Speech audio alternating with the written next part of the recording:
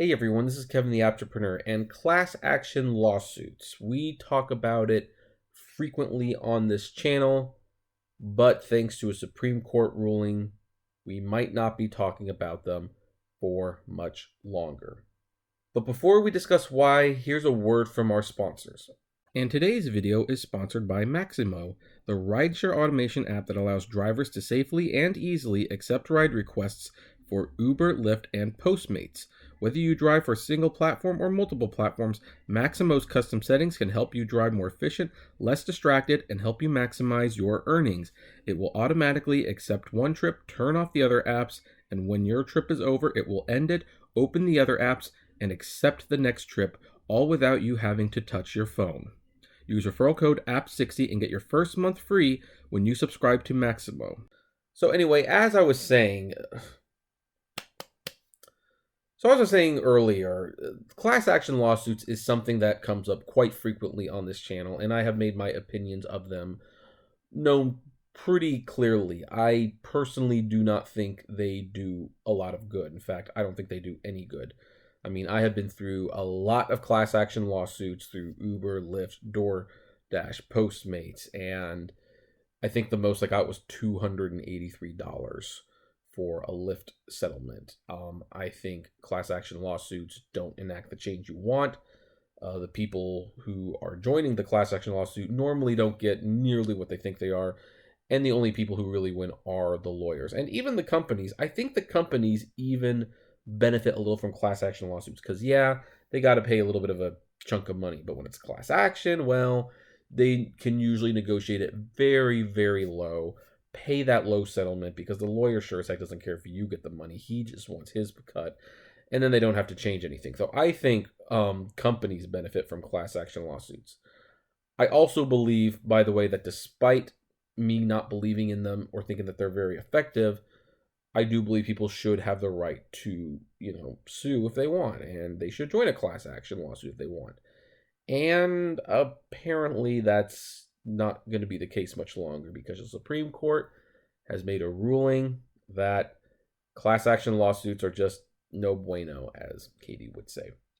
So according to the Washington Times, the Supreme Court decided in favor of employers Monday, ruling that they can enforce arbitration clauses in contracts and head off employees' attempts at class action lawsuits.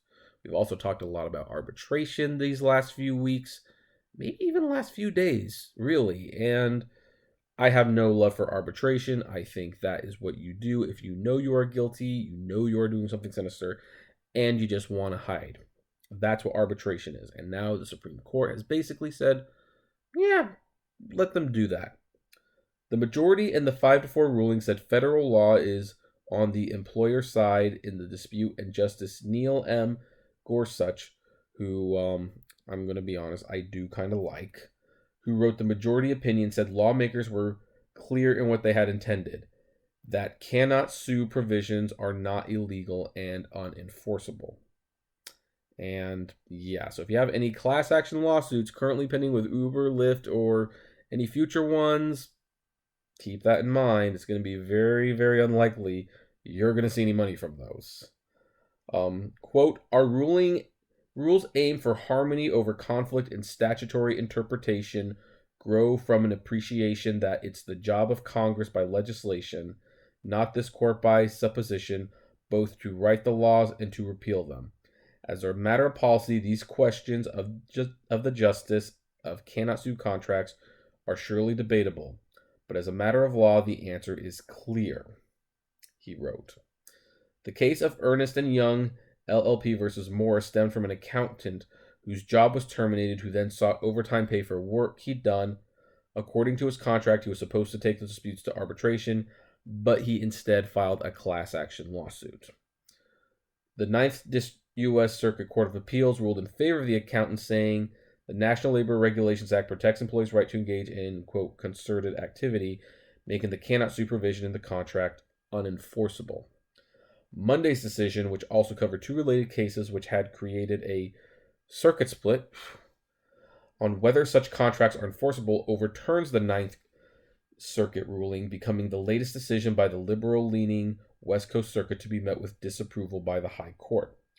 Justice Ruth Bader Ginsburg filed a dissent, which, by the way, I like Ruth Bader Ginsburg a lot as well, for the record. I saw that documentary of her, RBG, recently, and that was a very interesting documentary. Check it out. Use your Movie Pass card. That's what it's there for stuff like that. She said, reading her decision from the bench, that the court majority's ruling would result in, quote, huge under enforcement of federal and state statutes designed to advance the well-being of vulnerable workers. She urged Congress to step in and rewrite the law to give employees a recourse in the courts, arguing that employees don't really have a choice on whether to sign such agreements, calling them arm-twisted, take-it-or-leave-it contracts. And this is probably the real fascinating thing about this case, as far as I see it, and as far as I understand it. I am not a professional lawmaker. I am not a lawyer. I'm just basing it on the information I know. So basically, the Supreme Court ruled that the way the laws are written must be enforced, and that's good. And what Ruth is saying, which I also agree with, is that these laws are unfair, and that maybe we should consider rewriting them so that this is not an issue. So I actually kind of agree with both to a certain extent. So that's actually kind of an interesting take for me. Now, do I personally believe they should have ruled in the employer's favor? That's a tough one because, again, if the law is the law, you have to enforce the laws. And if you don't like them, you rewrite them. That said, this clearly screws employees in so many ways. And that I am not for. That is why I get so frustrated. Because people ask me, why do you always get so frustrated with Uber? Why don't you get out there and drive? Why are you just complaining? And it's because, you know what? I really, really hate companies that so clearly take advantage of people and so clearly abuse them and so clearly... I don't like bullies like that. I just don't. And so, yeah, when I see someone who is basically kicking a lot of people and taking their lunch money while they're at it, I will vocally complain about it, and I will discourage people from getting involved in such a toxic relationship.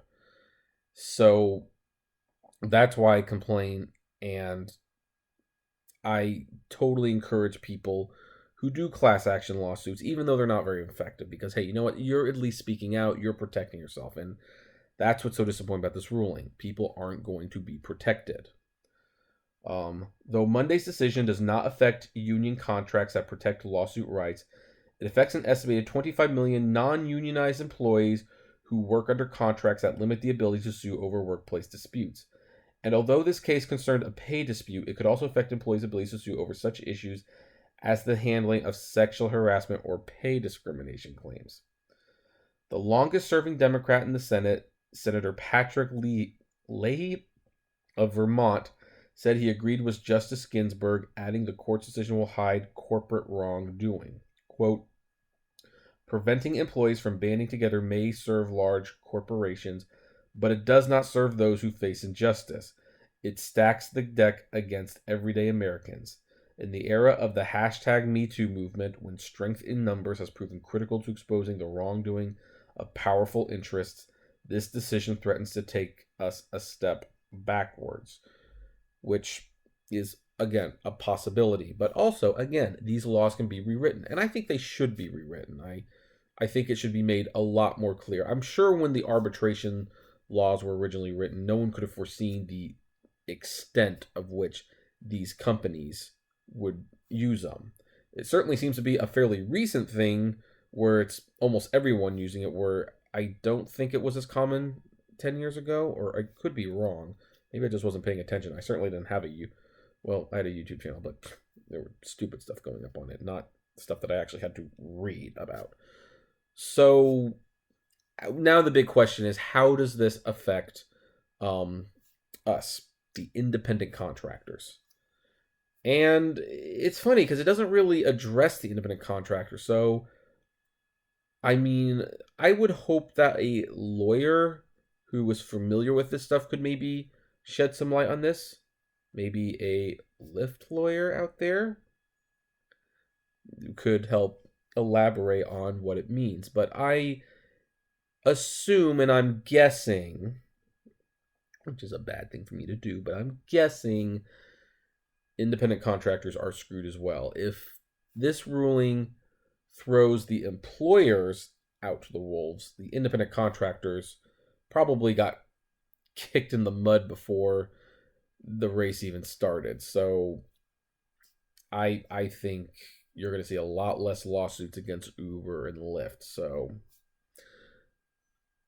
that's what I think. And if I come up with more information, like if I find out that is wrong, it will definitely be addressed. In fact, this might even be a subject for the podcast this week or next week. I haven't quite arranged it yet, so keep an eye out for that. This is going to be discussed a little bit more. In the meantime, what do you guys think? Are you okay with this ruling? Do you not like this ruling? I would love to know. Comment below. Like, favorite, share, subscribe. If you enjoy the videos I make, consider becoming a Patreon member or even a sponsor. The business email is below. As always, flame responsibly. Have a good one.